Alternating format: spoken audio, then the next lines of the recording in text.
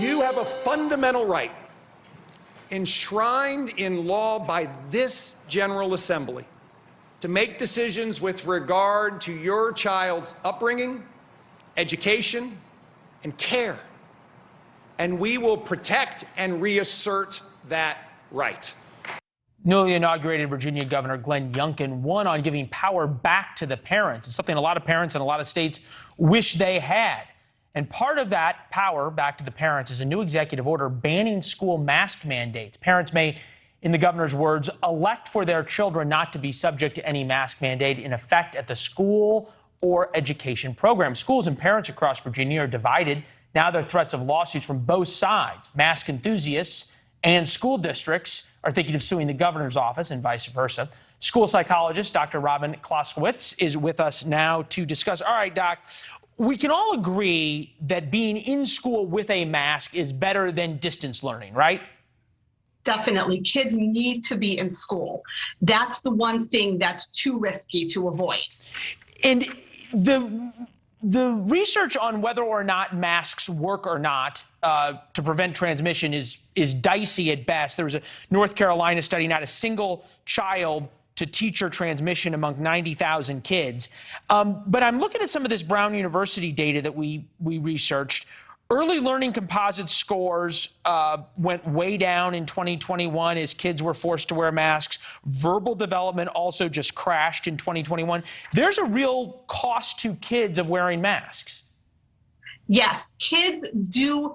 We have seen, the numbers aren't lying. The NWEA just came out with statistics that math and reading scores are going down. We used to think that, online learning could help children just as much. They could do math, they could do reading online. But in actuality, we're seeing that the learning is suffering and the social and emotional learning is really suffering.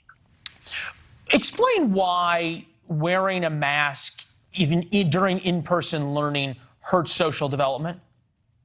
So actually, the research shows that children can read social and emotional cues while they and teachers are wearing masks between the ages of about 7 and 13. The older you are, the better you are at doing it.